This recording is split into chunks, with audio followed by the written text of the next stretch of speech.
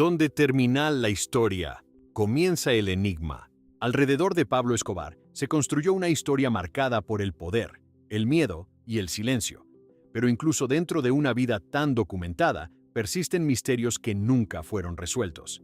Este video reúne 6 enigmas que rodean su figura, hechos incompletos, versiones contradictorias y episodios que quedaron fuera de los registros oficiales. 1. La fortuna desaparecida. Durante los años en que Pablo Escobar consolidó su poder, el flujo de dinero generado por el narcotráfico alcanzó cifras que superaban cualquier registro oficial. Se estimaba que su organización producía miles de millones de dólares anuales, una cantidad imposible de integrar completamente al sistema financiero sin levantar sospechas. Ante esta limitación, grandes sumas fueron ocultadas de manera sistemática en diferentes regiones de Colombia. Testimonios de antiguos miembros del cartel indicaron que el dinero era enterrado en zonas rurales, selvas densas y propiedades privadas, utilizando métodos improvisados pero repetitivos. Se empleaban bidones plásticos, bolsas selladas al vacío y contenedores metálicos para proteger los billetes de la humedad. Sin embargo, la ubicación exacta de muchos de estos escondites nunca fue registrada de forma centralizada. La estructura operativa del cartel funcionaba bajo compartimentos aislados, lo que significaba que quienes enterraban el dinero no siempre sabían cuánto había en total ni dónde estaban los demás depósitos. A medida que la presión de las autoridades aumentaba a finales de los años 80 y principios de los 90, estas prácticas se intensificaron. Informes de inteligencia colombiana señalaron que, en varios casos, el dinero permanecía oculto durante tanto tiempo que se deterioraba por completo. Algunos billetes eran destruidos por la humedad, otros por animales o por el simple paso del tiempo. Aún así, el volumen era tan grande que las pérdidas no representaban un obstáculo significativo para la operación del cartel. Lo que sí generaba un problema era la pérdida de control sobre el total acumulado. No existía un registro preciso de cuánto dinero había sido enterrado ni de cuántos puntos de almacenamiento existían. Tras la muerte de Escobar, en 1993, comenzó una búsqueda informal de estos escondites. Campesinos, antiguos colaboradores y grupos organizados iniciaron excavaciones en zonas donde se sospechaba que podía haber dinero enterrado. En algunos casos, se realizaron hallazgos parciales. Autoridades colombianas confirmaron el descubrimiento de pequeñas cantidades en diferentes operativos, pero ninguna de estas recuperaciones coincidía con las cifras estimadas del patrimonio del cartel.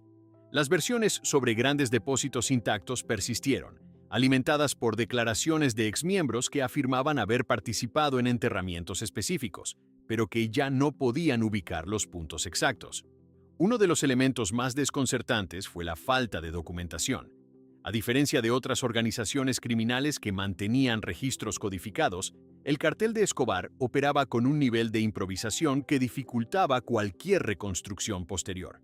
Se mencionó la existencia de mapas rudimentarios y notas personales, pero nunca fueron encontrados en los allanamientos realizados tras su muerte. Las propiedades que habían pertenecido a Escobar fueron inspeccionadas en múltiples ocasiones sin resultados concluyentes en relación con grandes sumas ocultas. A lo largo de los años, surgieron testimonios contradictorios. Algunos afirmaban que una parte significativa del dinero había sido recuperada por familiares y socios cercanos en los meses posteriores a su muerte. Otros aseguraban que grandes cantidades seguían enterradas, inaccesibles debido a la muerte o desaparición de quienes conocían su ubicación. En varias regiones de Antioquia y otras zonas rurales se reportaron excavaciones clandestinas incluso décadas después, impulsadas por rumores persistentes. Estas búsquedas rara vez produjeron resultados verificables. Las autoridades también enfrentaron dificultades para validar cualquier hallazgo. La falta de registros oficiales impedía confirmar si el dinero encontrado pertenecía realmente a la red de Escobar o si se trataba de fondos relacionados con otras actividades ilícitas. Además, el paso del tiempo había alterado significativamente el terreno en muchas áreas donde se sospechaba que existían depósitos. Construcciones nuevas, cambios en el uso de la tierra y fenómenos naturales como deslizamientos habían modificado el paisaje, borrando posibles referencias originales. En entrevistas concedidas años después, algunos antiguos colaboradores describieron el proceso de ocultamiento como caótico y urgente. Señalaron que, en muchas ocasiones, el dinero se enterraba rápidamente ante la inminencia de operativos policiales, sin marcar adecuadamente el lugar. También indicaron que las instrucciones eran mantener la información compartimentada para evitar filtraciones, lo que implicaba que la muerte de un solo individuo podía significar la pérdida definitiva de acceso a un depósito completo. A pesar de múltiples investigaciones, el monto total de la fortuna de Escobar nunca fue determinado con precisión. Las estimaciones variaban ampliamente, y ninguna logró ser corroborada con evidencia física suficiente. Lo que sí quedó claro fue la existencia de una cantidad significativa de dinero que nunca ingresó al sistema legal ni fue recuperada por las autoridades. Esta ausencia de cierre dejó abierta la posibilidad de que aún existan escondites sin descubrir. Con el paso de los años, la historia de la fortuna desaparecida se convirtió en un fenómeno persistente en ciertas regiones de Colombia. Habitantes locales continuaron relatando hallazgos aislados, mientras otros insistían en que grandes cantidades permanecían intactas bajo tierra. Sin embargo, ninguno de estos relatos logró ser confirmado de manera concluyente por fuentes oficiales. La falta de pruebas verificables mantuvo el tema en un estado ambiguo, entre registros fragmentados y testimonios imposibles de comprobar. Hasta hoy, no existe un inventario definitivo de los bienes ocultos que pertenecieron a Escobar. Las investigaciones cerraron sin resultados concluyentes en este aspecto, y los archivos disponibles no ofrecen claridad sobre el destino final de gran parte de su riqueza. La ausencia de evidencia concreta y la imposibilidad de reconstruir completamente las operaciones financieras del cartel dejaron una pregunta sin respuesta sobre cuánto dinero fue realmente perdido y dónde podría encontrarse. 2. La muerte en el tejado. El 2 de diciembre de 1993, un día después de cumplir 44 años, Pablo Escobar fue localizado en una vivienda del barrio Los Olivos, en Medellín. Durante meses, unidades del bloque de búsqueda, junto con apoyo de inteligencia colombiana y agencias extranjeras, habían seguido un patrón de llamadas telefónicas que finalmente permitió ubicarlo. Aquella tarde, una comunicación interceptada con su hijo reveló su posición aproximada. Minutos después, las fuerzas especiales rodearon la zona. La operación se desarrolló rápidamente, con agentes desplegándose en calles cercanas y asegurando perímetros mientras otros avanzaban hacia la vivienda. Según los informes oficiales, Escobar intentó escapar por los techos de las casas vecinas. Vestía ropa sencilla y no llevaba ningún tipo de protección visible. Junto a él se encontraba uno de sus escoltas más cercanos. Ambos subieron al tejado en un intento por huir mientras los agentes ingresaban al inmueble. En ese momento se produjo un intercambio de disparos. Testigos en la zona reportaron haber escuchado ráfagas breves, seguidas de un silencio repentino. Poco después, el cuerpo de Escobar fue encontrado sin vida sobre el techo, con múltiples heridas de bala. La versión oficial estableció que murió durante el enfrentamiento, alcanzado por disparos de los agentes que participaban en la operación. Fotografías tomadas en el lugar mostraban el cuerpo tendido, rodeado por uniformados. Estas imágenes fueron difundidas ampliamente en medios de comunicación y se convirtieron en uno de los registros más conocidos del caso. Sin embargo, desde el inicio surgieron dudas sobre los detalles exactos de lo ocurrido en esos últimos segundos. Uno de los puntos más discutidos fue la herida en la cabeza. Escobar presentaba un impacto de bala detrás de la oreja, una lesión que algunos consideraron consistente con un disparo a corta distancia.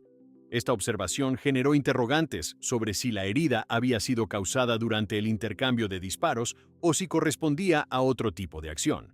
Algunos informes médicos describieron múltiples impactos en el cuerpo, pero no ofrecieron una reconstrucción definitiva de la trayectoria de cada disparo.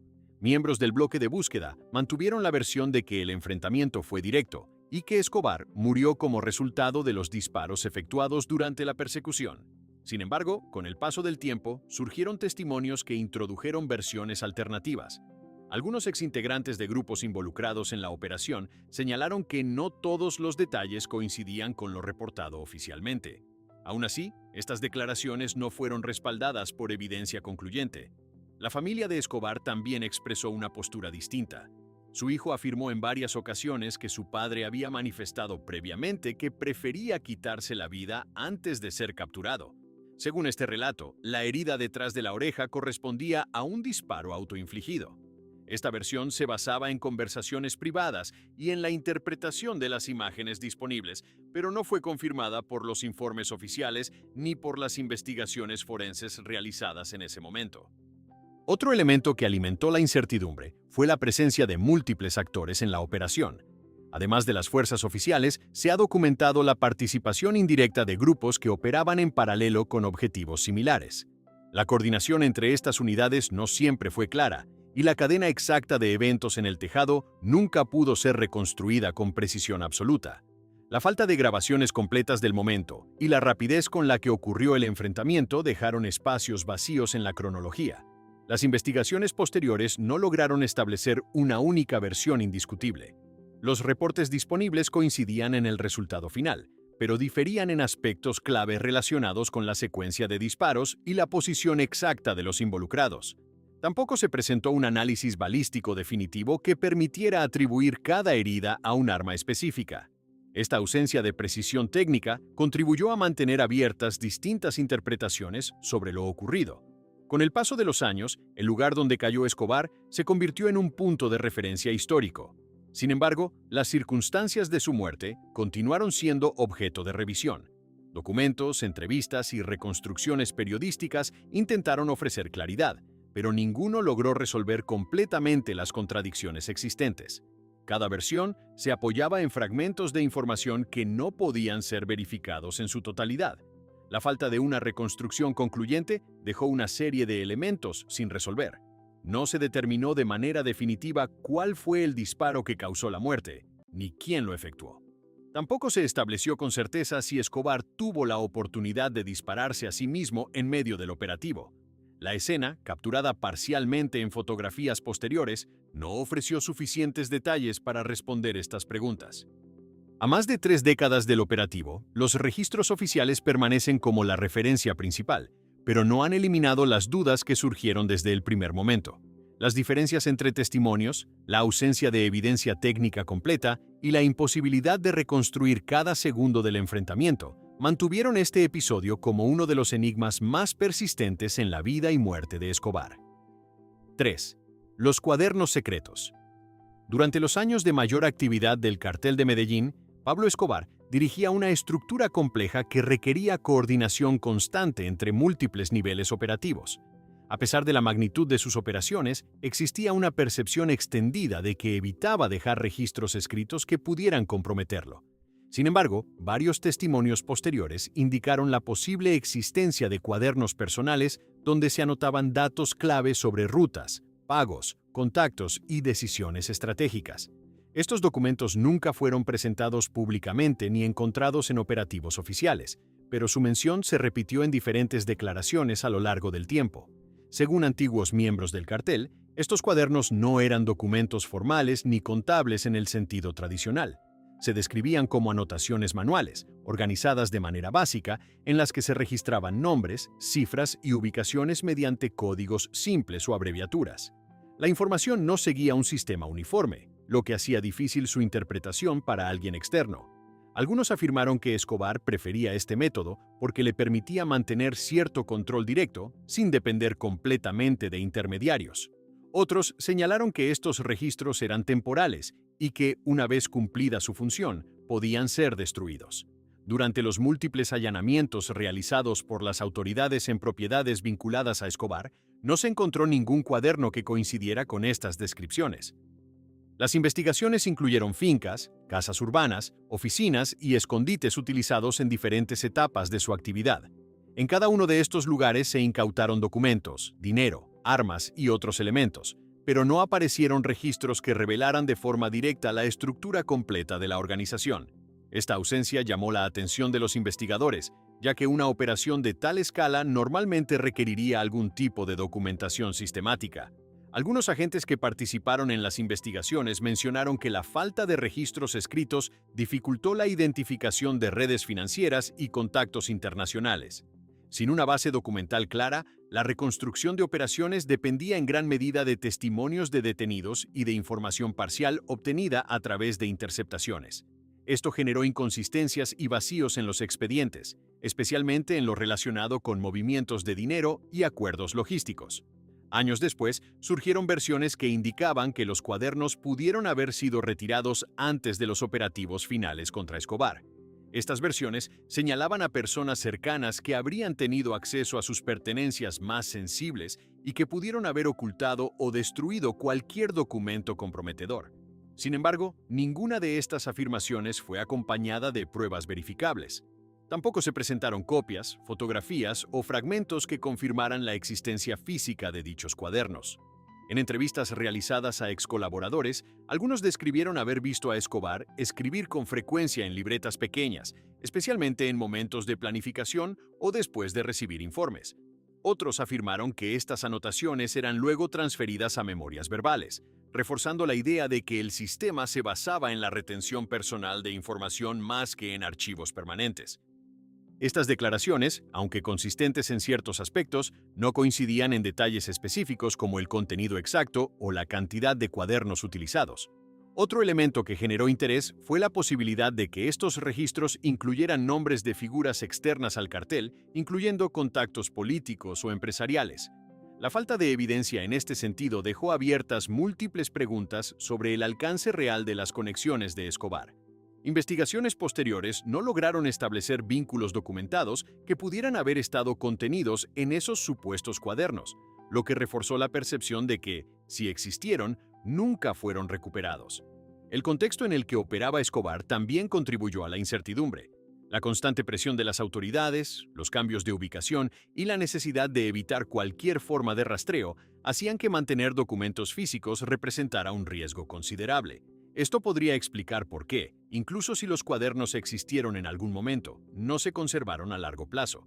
Sin embargo, esta explicación no resuelve la contradicción entre la necesidad operativa de registros y la ausencia total de los mismos en las investigaciones. En archivos judiciales y reportes de inteligencia no aparece ninguna referencia directa a la incautación de cuadernos personales que pertenezcan a Escobar. Las menciones existentes provienen exclusivamente de testimonios indirectos, lo que limita su valor como evidencia. A pesar de esto, la repetición de estas declaraciones a lo largo de los años ha mantenido vigente la posibilidad de que dichos documentos hayan existido y que contuvieran información relevante que nunca fue revelada. Con el paso del tiempo, el tema de los cuadernos secretos se integró a la lista de elementos no resueltos en la historia del Cartel de Medellín. La ausencia de pruebas materiales, combinada con relatos que no pueden ser verificados, impidió cualquier conclusión definitiva.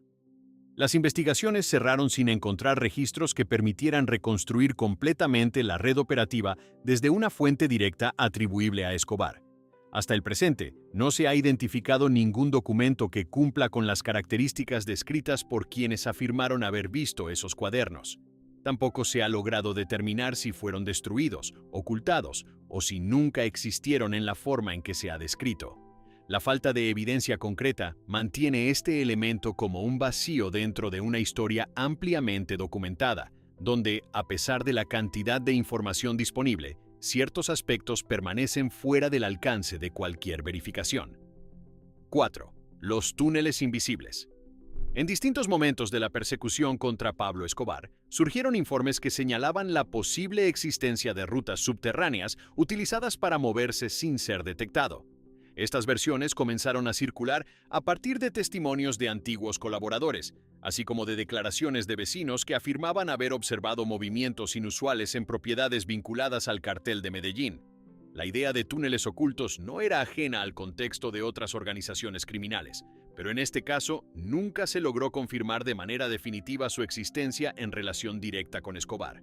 Durante los operativos realizados por las autoridades en fincas, casas urbanas y complejos privados, se encontraron estructuras que sugerían adaptaciones para la seguridad y la evasión. Algunas propiedades contaban con habitaciones ocultas, puertas camufladas y sistemas de escape que permitían abandonar el lugar rápidamente. Sin embargo, a pesar de estas evidencias, no se hallaron túneles extensos que conectaran distintos puntos como se describía en ciertos relatos. Las inspecciones técnicas realizadas por equipos especializados no identificaron sistemas subterráneos de gran escala en los inmuebles registrados oficialmente. Uno de los lugares que más atención recibió fue la Hacienda Nápoles, una de las propiedades más conocidas de Escobar. Allí se realizaron múltiples inspecciones después de su muerte, incluyendo exploraciones en áreas donde se sospechaba la presencia de estructuras ocultas. Aunque se encontraron modificaciones arquitectónicas inusuales y espacios diseñados para ocultamiento, no se descubrieron túneles que confirmaran las versiones más extendidas. A pesar de ello, trabajadores que habían estado en la hacienda durante los años de operación afirmaron que existían pasadizos que nunca fueron documentados. En zonas urbanas de Medellín, particularmente en barrios donde Escobar mantuvo refugios temporales, también se reportaron rumores sobre conexiones subterráneas entre viviendas. Algunos residentes afirmaron haber escuchado excavaciones nocturnas o haber visto accesos sellados posteriormente. Sin embargo, estas declaraciones no fueron respaldadas por hallazgos físicos durante las investigaciones. Las condiciones del terreno y la densidad de construcción en estas áreas hacían compleja la existencia de túneles sin dejar rastros evidentes. Exmiembros del cartel ofrecieron versiones contradictorias sobre este tema.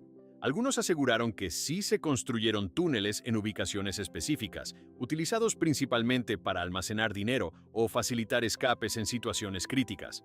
Otros negaron su existencia, señalando que la movilidad de Escobar dependía más de cambios constantes de ubicación y de una red de colaboradores que le proporcionaban refugio temporal. Esta falta de consenso entre quienes formaron parte de la organización contribuyó a la incertidumbre. Las autoridades, por su parte, mantuvieron una postura basada en la evidencia disponible. En los informes oficiales no se registraron descubrimientos de túneles asociados directamente a Escobar. Aún así, no descartaron completamente la posibilidad de que estructuras de menor escala hayan existido y que no hayan sido detectadas durante los operativos. La falta de planos, registros de construcción o materiales incautados dificultó cualquier intento de verificación posterior. Otro factor que complicó la investigación fue el paso del tiempo. Muchas de las propiedades vinculadas a Escobar fueron modificadas, demolidas o reutilizadas con otros fines. Estas transformaciones alteraron cualquier rastro potencial que pudiera haber quedado en el subsuelo. En algunos casos, terrenos completos fueron nivelados o reconstruidos, eliminando la posibilidad de realizar inspecciones precisas años después de los hechos. A lo largo de los años, se reportaron supuestos hallazgos en distintas regiones, incluyendo cavidades o pasajes subterráneos que algunos asociaron con el cartel de Medellín. Sin embargo, la mayoría de estos descubrimientos no pudo ser vinculada directamente con Escobar. En ausencia de documentación o evidencia contextual, resultaba imposible establecer una conexión clara entre estas estructuras y las actividades del cartel. El concepto de túneles invisibles persistió en gran parte debido a la combinación de testimonios parciales, rumores locales y la lógica de evasión que caracterizaba a la organización. La idea de rutas ocultas ofrecía una explicación plausible para la capacidad de Escobar de evitar capturas durante largos periodos.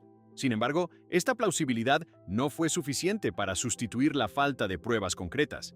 Investigaciones periodísticas posteriores intentaron reconstruir posibles ubicaciones a partir de relatos de testigos, pero los resultados fueron inconsistentes. En algunos casos, las zonas señaladas no mostraban indicios de excavaciones previas, mientras que en otros, cualquier rastro había desaparecido por completo. La ausencia de coincidencias entre las distintas versiones impidió establecer un patrón verificable. Hasta hoy, no existe evidencia confirmada que demuestre la existencia de una red de túneles utilizada por Escobar para desplazarse o esconderse. Las inspecciones oficiales, los registros judiciales y los informes técnicos no respaldan esta hipótesis de manera concluyente.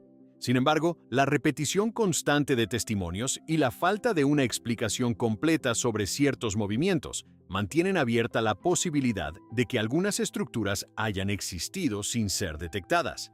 La imposibilidad de comprobar o descartar definitivamente estos túneles dejó este aspecto como uno de los elementos más inciertos dentro de la historia del cartel de Medellín. Entre declaraciones contradictorias, ausencia de evidencia física y cambios irreversibles en los lugares investigados, la pregunta sobre si realmente existieron rutas subterráneas asociadas a Escobar permanece sin una respuesta definitiva. 5. El pacto que nadie confirmó. A lo largo de los años en que Pablo Escobar mantuvo el control de gran parte del tráfico de cocaína hacia Estados Unidos, surgieron versiones persistentes sobre posibles acuerdos entre su organización y sectores del Estado colombiano. Estas versiones no formaron parte de registros oficiales concluyentes, pero aparecieron en testimonios aislados, investigaciones periodísticas y declaraciones de antiguos actores involucrados en el conflicto. La existencia de estos supuestos pactos nunca fue confirmada de manera definitiva, pero tampoco fue completamente descartada. Uno de los momentos clave en los que se mencionaron posibles acuerdos fue durante la negociación que llevó a la entrega de Escobar en 1991. En ese contexto, el gobierno colombiano autorizó su reclusión en un centro penitenciario construido bajo sus propias condiciones, conocido como La Catedral. Este hecho generó cuestionamientos inmediatos, ya que el lugar no correspondía a una prisión convencional y ofrecía condiciones que diferían significativamente de las de otros centros penitenciarios del país. Informes posteriores indicaron que Escobar mantenía cierto nivel de control dentro de la instalación, lo que alimentó la percepción de que existía algún tipo de entendimiento previo. Durante su permanencia en la catedral, se registraron múltiples irregularidades. Testimonios de funcionarios y reportes de inteligencia señalaron que continuaba ejerciendo influencia sobre operaciones externas, a pesar de estar oficialmente detenido. Estas condiciones llevaron al gobierno a ordenar su traslado a una prisión convencional en 1992, decisión que provocó su fuga antes de que el traslado pudiera concretarse. Este episodio reforzó la idea de que los términos iniciales de su entrega habían incluido concesiones fuera de los marcos habituales. Más allá de este evento documentado, otras versiones apuntaron a contactos informales entre representantes del Estado y miembros del cartel en distintos momentos del conflicto. Algunos exfuncionarios afirmaron que se exploraron vías de negociación para reducir la violencia, especialmente en periodos en los que los atentados y asesinatos alcanzaban niveles críticos. Sin embargo, estas declaraciones no fueron acompañadas por documentos oficiales que confirmaran la existencia de acuerdos formales o compromisos específicos. También se mencionaron posibles vínculos con figuras políticas y económicas que habrían facilitado ciertas operaciones o brindado protección indirecta. Investigaciones judiciales en diferentes momentos intentaron esclarecer estas conexiones, pero los resultados fueron limitados. En varios casos, los procesos no avanzaron por falta de pruebas suficientes o por la imposibilidad de verificar testimonios que dependían de fuentes indirectas. El contexto de violencia generalizada en Colombia durante las décadas de 1980 y 1990 complicó aún más la verificación de estos supuestos pactos. La infiltración del narcotráfico en diversas instituciones fue un tema recurrente en informes de la época, pero establecer responsabilidades individuales resultó difícil. La ausencia de registros escritos o acuerdos firmados impidió cualquier confirmación clara de negociaciones estructuradas entre Escobar y representantes del Estado. Exmiembros del cartel ofrecieron versiones divergentes. Algunos sostuvieron que existieron contactos destinados a garantizar ciertos beneficios a cambio de reducir acciones violentas. Otros negaron cualquier tipo de acuerdo, afirmando que la relación con las autoridades se limitaba a la evasión, la corrupción individual y el enfrentamiento directo. Estas contradicciones reflejaron la falta de una narrativa unificada sobre el tema. Las autoridades colombianas, por su parte, mantuvieron una posición oficial basada en los hechos comprobables, centrándose en las operaciones de captura y en los procesos judiciales documentados. No se reconoció la existencia de pactos formales más allá de los marcos legales establecidos para la entrega y reclusión de Escobar. Sin embargo, tampoco se logró disipar completamente las dudas generadas por las condiciones excepcionales bajo las cuales se desarrollaron algunos eventos. A lo largo de los años, diferentes investigaciones periodísticas intentaron reconstruir posibles líneas de negociación a partir de entrevistas y documentos parciales. Estas investigaciones aportaron contexto, pero no lograron establecer pruebas concluyentes. En muchos casos, las fuentes eran anónimas o no podían ser verificadas de manera independiente, lo que limitaba la solidez de las conclusiones. El paso del tiempo redujo aún más la posibilidad de esclarecer estos hechos. Muchos de los posibles testigos fallecieron y otros optaron por no declarar públicamente. Los archivos disponibles no contienen evidencia directa que permita confirmar la existencia de acuerdos ocultos, y los documentos oficiales no reflejan negociaciones fuera de los procedimientos conocidos. La combinación de condiciones excepcionales, testimonios contradictorios y ausencia de pruebas documentales mantuvo este tema en un estado de ambigüedad. La percepción de que pudieron existir pactos no confirmados se sostuvo en elementos circunstanciales y en interpretaciones de eventos que, por sí mismos, no ofrecían una explicación completa. Hasta hoy, no se ha presentado evidencia concluyente que demuestre la existencia de acuerdos secretos entre Escobar y el Estado colombiano. Sin embargo, las circunstancias que rodearon su entrega, su reclusión en la catedral y ciertos episodios del conflicto continúan generando interrogantes sobre la naturaleza real de las decisiones tomadas en ese periodo. 6. Las llamadas finales. En los últimos meses de vida de Pablo Escobar, la presión de las autoridades había alcanzado un nivel sostenido que limitaba significativamente su movilidad y su capacidad de comunicación. Aún así, continuó utilizando llamadas telefónicas como uno de sus principales medios de contacto, especialmente para comunicarse con miembros de su familia. Estas comunicaciones se convirtieron en un elemento central dentro de las operaciones de rastreo llevadas a cabo por el bloque de búsqueda, que había desarrollado métodos cada vez más precisos para localizar señales en tiempo real dentro de Medellín. El sistema de interceptación se basaba en la identificación de patrones. No se trataba únicamente de rastrear una llamada específica, sino de analizar la frecuencia, la duración y la ubicación aproximada de múltiples comunicaciones. En este contexto, las llamadas que Escobar realizaba a su hijo adquirieron una importancia particular. Según los reportes oficiales, estas conversaciones eran relativamente breves, pero lo suficientemente frecuentes como para permitir una triangulación progresiva de su ubicación. Cada llamada aportaba un nuevo punto de referencia, reduciendo el margen de error. El 2 de diciembre de 1993, una de estas llamadas fue clave. Escobar se comunicó con su hijo desde una casa en el barrio Los Olivos. La duración de la llamada fue mayor que en ocasiones anteriores, lo que permitió a los equipos de rastreo obtener una señal más estable. A partir de ese momento, se desplegó un operativo inmediato en la zona. La información obtenida no indicaba una dirección exacta, pero sí un área lo suficientemente delimitada como para iniciar un cerco. Este procedimiento culminó en el enfrentamiento que terminó con su muerte. Sin embargo, a pesar de la claridad general del proceso, varios aspectos de estas llamadas permanecieron sin explicación completa. Uno de ellos fue la decisión de prolongar la comunicación en un momento en que Escobar era consciente del riesgo de ser rastreado. Testimonios de personas cercanas indicaron que conocía las capacidades de interceptación de las autoridades, lo que hacía poco habitual una llamada de mayor duración. No se estableció con certeza si esta extensión fue intencional o si respondió a circunstancias específicas del contenido de la conversación. Otro elemento relevante fue la calidad de la señal. Informes técnicos indicaron que las condiciones de recepción en la zona no siempre eran estables, lo que podía afectar la precisión del rastreo. A pesar de esto, la llamada permitió una localización suficientemente exacta. No se detalló públicamente si se utilizaron tecnologías adicionales o si hubo apoyo externo en la identificación de la señal. La información disponible sobre los métodos empleados fue limitada, lo que dejó abierta la posibilidad de procedimientos no divulgados. También surgieron interrogantes sobre el contenido exacto de estas conversaciones. Aunque se confirmó que Escobar hablaba con su hijo, no se hizo pública una transcripción completa de la llamada final.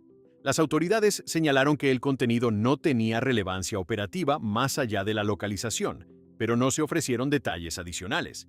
Esta falta de información impidió evaluar si existían elementos dentro de la conversación que pudieran explicar su duración o su frecuencia en esos días. Existen versiones que sugieren que las llamadas pudieron haber sido interceptadas antes de ser completadas, lo que habría permitido una respuesta más rápida por parte de las fuerzas de seguridad. Sin embargo, estas versiones no fueron confirmadas oficialmente. Tampoco se aclaró si las comunicaciones eran monitoreadas en tiempo real de forma constante o si el rastreo se activaba únicamente cuando se detectaba una señal específica asociada a Escobar.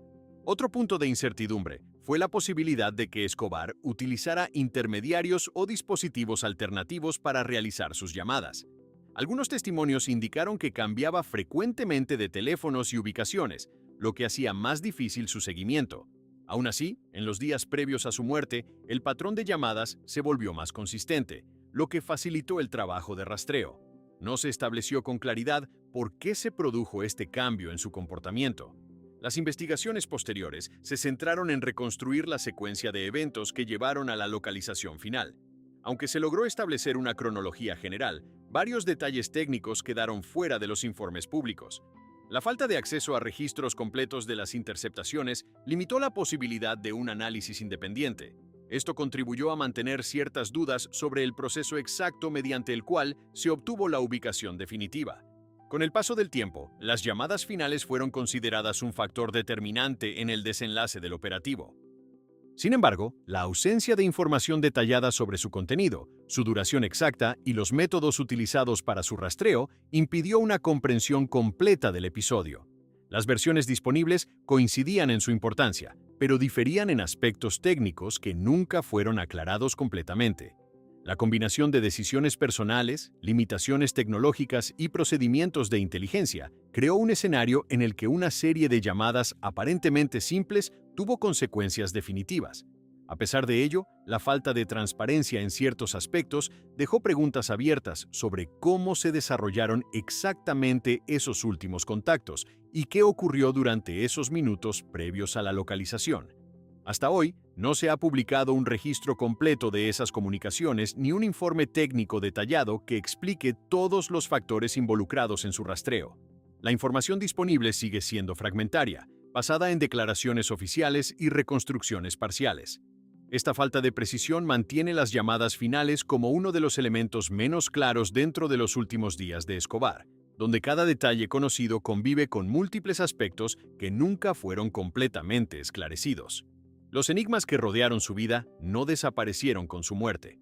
Permanecen en registros incompletos, en versiones que no coinciden y en hechos que nunca fueron explicados con certeza. Cada uno sigue abierto, sin una respuesta definitiva.